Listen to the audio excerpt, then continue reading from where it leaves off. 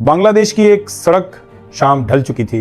दिन की आखिरी रोशनी दुकानों के शटरों पर फिसल रही थी। लोग थके कदमों से अपने अपने घरों की ओर लौट रहे थे। इन्हीं आम से रोज दिखने वाले पलों के बीच एक हिंदू व्यापारी भी अपनी दुकान समेट रहा था। वह कोई बड़ा नाम नहीं था, कोई ताकतवर चेहरा नहीं, बस एक आम आदमी जो मेहनत करके घर चलाता था। ना उसके चेहरे पर घबराहट थी, ना किसी अनहोनी का डर। उसके दिमाग में बस एक ही ख्याल था, घर पहुंचकर परिवार के साथ खाना, दिन भर की थकान उतारना और अगली सुबह फिर उसी जिंदगी में लौट जाना। उसे नहीं पता था कि कुछ ही मिनटों बाद वही सड़क, वही रास्ता उसकी जिंदगी की आखिरी गवाही बन जाएगा। लेकिन रास्ते में अचानक कुछ लोग सामने आ गए। पहले बात हुई सामान्य नहीं, कठोर लहजे में। फिर आवाजें तेज होने लगी, लोग रुकने लगे। कुछ ने दूर से देखा, कुछ ने अनदेखा करने की कोशिश की। और फिर वह पल आया जब शब्द खत्म हो गए और हथियार बोलने लगे। पत्नी का आरोप है कि उसके पति पर अचानक धारदार हथियार से हमला किया गया, इतनी तेजी से, इतनी बेरहमी से कि वह संभल भी नहीं पाए। खून बहने लगा, कदम डगमगाए और वह वहीं सड़क पर गिर पड़े। यह हमला तुरंत जान लेने के लिए नहीं था, यह हमला उन्हें बेबस करने के लिए था, ताकि वह भाग न सकें, ताकि वह बच न सकें, ताकि वह सिर्फ दर्द महसूस कर सकें। इसके बाद जो हुआ वह किसी अपराध की कहानी नहीं लगती, वह एक डरावना संदेश लगता है। पत्नी का कहना है कि जब उसके पति जमीन पर घायल पड़े थे, जब वह हिलने की हालत में नहीं थे, तभी हमलावरों ने उन पर ज्वलनशील पदार्थ डाला और फिर सार्वजनिक सड़क पर लोगों के सामने उन्हें आग के हवाले कर दिया गया। वह जिंदा थे, पूरी तरह होश में थे। आग की लपटें उनके शरीर को घेर रही थीं और उनकी चीखें सड़क की दीवारों से टकरा रही थीं।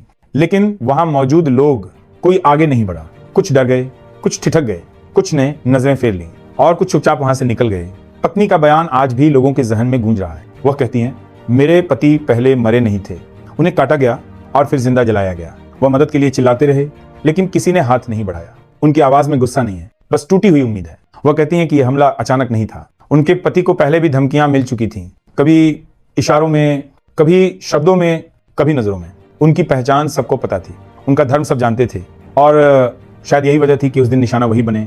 यहीं से ये मामला सिर्फ एक हत्या नहीं रह जाता। अगर यह सामान्य अपराध था तो इतनी क्रूरता क्यों? अगर ये लूट थी तो जिंदा जलाने की जरूरत क्यों? और अगर ये नफरत नहीं थी तो निशाना वही क्यों बना? इन सवालों के जवाब किसी फाइल में नहीं मिलते, ये जवाब सड़कों पर दिखते हैं। स्थानीय हिंदू समुदाय में डर साफ महसूस किया जा सकता है। लोग अब खुलकर बात नहीं करते, आवाजें धीमी हैं, नजरें झुकी हुई हैं। दुकानदार पहले से जल्दी शटर गिरा देते हैं।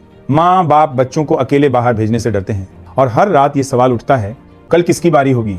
लोग कहते हैं ये पहली घटना नहीं है। मंदिरों पर हमले हुए हैं, मूर्तियां तोड़ी गई हैं, हिंदू व्यापारियों को धमकियां दी गई हैं, लेकिन इस बार आग सरेआम लगी है। हर घटना अपने पीछे एक ही सवाल छोड़ जाती है, अगला नंबर किसका? पुलिस ने मामला दर्ज होने की बात कही है, बयान लिए गए हैं, जांच का भरोसा दिया गया है, लेकिन जमीनी हकीकत अब भी धुंधली है। कितने लोग पकड़े गए? कौन जिम्मेदार है? हमला धार्मिक था या नहीं? आग कैसे लगाई गई? इन सवालों पर जवाब अब तक साफ नहीं है। आरोप यह भी है कि पुलिस देर से पहुंची।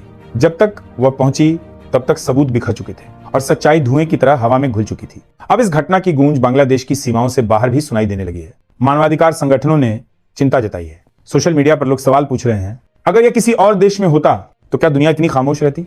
भारत समेत कई देशों में रहने वाले बांग्लादेशी हिंदू निष्पक्ष जांच की मांग कर रहे हैं। उनका कहना है कि यह सिर्फ एक मौत नहीं है, ये एक चेतावनी है, क्योंकि अगर आज एक व्यापारी को सरेआम जिंदा जलाया जा सकता है तो कल कोई भी सुरक्षित नहीं।